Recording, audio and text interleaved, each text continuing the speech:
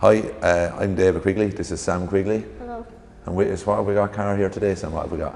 BMW M3 E30.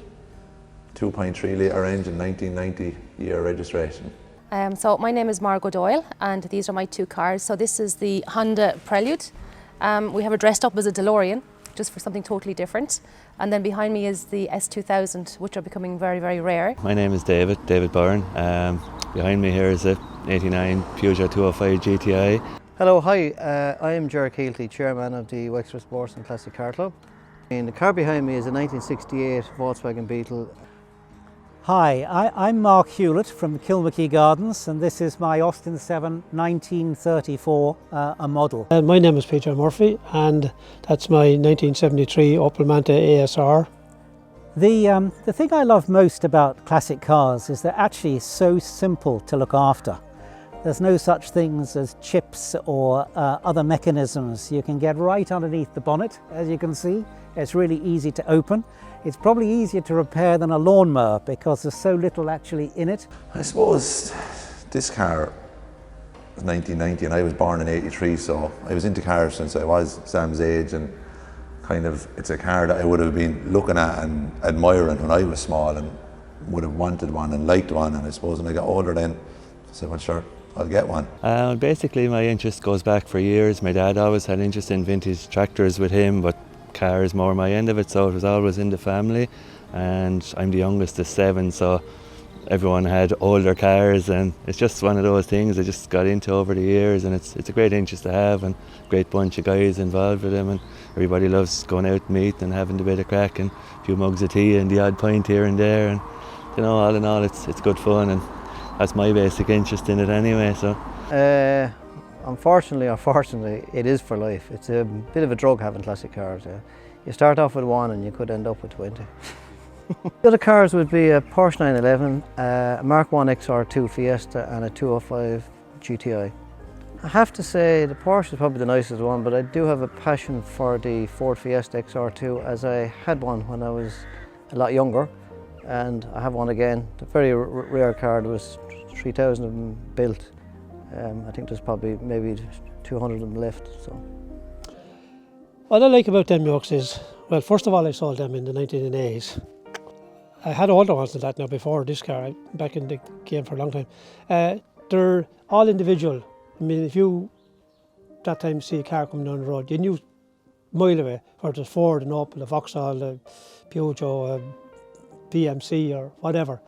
Nowadays you don't, you know. And the other thing about them, they're so, I know how mechanically minded now, but they are so simple and straightforward for people to work on. You know, you have an engine, a gearbox, and a back axle, and you have no other than points and plugs and condensers. You have no, you know, you have no fancy electrics.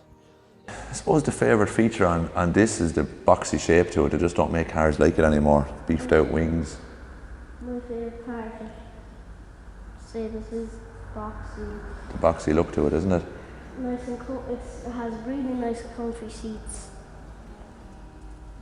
It goes quite good as well. It's nice to drive. It's fairly fast for a 30-year-old car. Yeah, it's a nice car to be driving on a Sunday afternoon. Nice sunroof in it. Well, I suppose the fun story I would have about the Honda Prelude is the guy that was driving it in the parade the last time was so excited because the car got so much attention, he wasn't watching the fact that the car was starting to overheat. So as a result then we were in a little bit of bother, but no, it's fine now, everything is good, she's fine. My favourite memory with the car would have been being in it with my step-grandfather. He was quite an eccentric character. He used to have a little taper, a little plait down the back of his neck, but we're talking about 1970, 1980. And because he was of Scottish descent, he wore shorts the whole time, even if it was 2 inches in snow. And he used to come and collect me from school, and you never knew what time he was going to arrive, because he had this great ability to make his own parts. So when we had this engine stripped down and I inherited it from him, nobody could believe that the engine was actually and had been running. They knew it had, because they could see that it had all the mechanism, but they've never seen such incredible use of old baked bean tins, sardine cans, and goodness knows what else to keep the thing going. So as I say, he was quite entrepreneurial and quite a character, but you never knew if he was going to arrive on time or he'd be underneath mending something along the way. Oh, great fun story. The only thing interesting about it is that I do a lot. I go to all the local shows, cars and coffees and all that, and I do a lot of other runs. We were going to Kilbrony, the alternator packed up, and I had borrowed one. It was a little dodgy off of it. Well, I got one for the car, but when it come to me the night before, it was the wrong one. But anyway, we brought it, and we were in Kilbrony, and about 3:30 or 4 o'clock in the evening, one of the lads rang me, because it's a big show and you split up, and he said, I think there's alternator for your car on the stand up here. So back down and looked at the car and went back up, and man had an alternator, and we asked him the price of it, and he said 20 quid. You've never seen a fella getting 20 quid as quick in your lifetime. But he told us he never knew what it was. He bought a job lot. So we put that on her, and touch wood from that day to this. That was the only incident, as the fella says, because we had planned on, if not, driving so far, coming home and switching batteries. You know, your car, charge up the battery, switch it over to try to get home. There could be one actually interesting story maybe that we only talked about a minute ago. A little bit of paint on it. Yeah, we tried to take good care of the cars, and we have them in a nice clean garage, and we were painting the floor one day. And I turned around and Sam had the paintbrush in his hand, but he wasn't going to paint the floor. What's the paint? He painted the piece of the car he's hiding. He painted it with the grey floor paint. He's only small then, you're only two, I think. Aren't you trying to help me?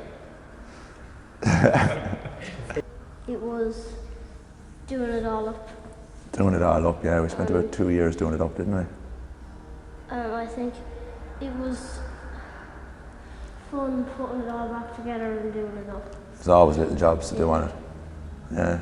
It fills in the time, born weekends, we can tip around that and stuff, can't we, and bring it for spins in on Sundays. Yeah. Probably I started in the St. Patrick's Day Parade in New Ross in the early 90s, I think 91, where we had various floats and things. And then after that I got involved in classic cars, and then this car behind me came along in, I think, the year 2000.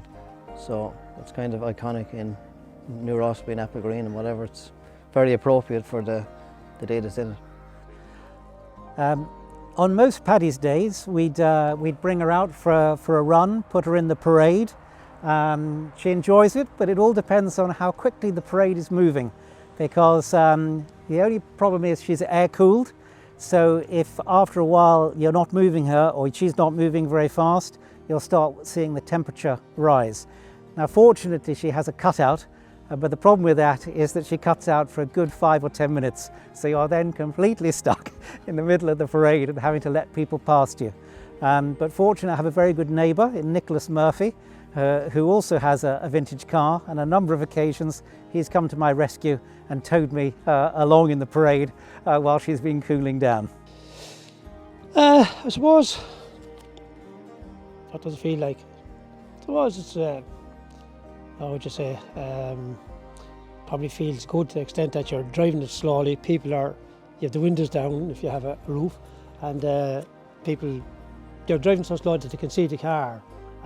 But what you do, inclined to hear it pick up as you go along, two fellas saying, oh, that's an Opel. No, it's not, that's a Ford. And no, I'm telling you now, you hear the arguments going on, you know, of what it is. And you'll also hear people saying, oh, when I was so-and-so had one of them new back in 1950 or 60, or, you know, you hear the barter going on, you know, and it's just to see the smile on people's face, particularly kids love looking at older cars, you know, to do. That's what would be my thing at the Patrick's Day Parade. Okay, Classic Car Club was founded in 2010. We have around 200 members from all parts of the country. It's a very, very close-knit club. Luckily, there's lots of members from the New Ross Wexford area. We have lots of, you know, it's a very, very social thing really, and we all love our cars, of course. And Patrick's Day every year is the start of the classic car season. You know, so it's great to be able to take them out and get the cars together, meet up for coffee and all the rest. There you go. In addition to, oh, thank you very much. Taking the big one. Before I had the Austin 7, I used to have a lovely old motorcycle. It was an R100 RT, a BMW, and with that great big barn door fairing on the front, that was the most amazing machine. We took it down to the south of France. It went into Switzerland. It's even been skiing. Not intentionally, but we got snowed in on one of our trips, and it took us about 4 or 5 hours to get out of the snowdrift with these Frenchmen yelling and screaming at us with no sympathy for the fact we're on a motorcycle in about 3 inches of snow, just annoyed that we were in the way and they couldn't get past us.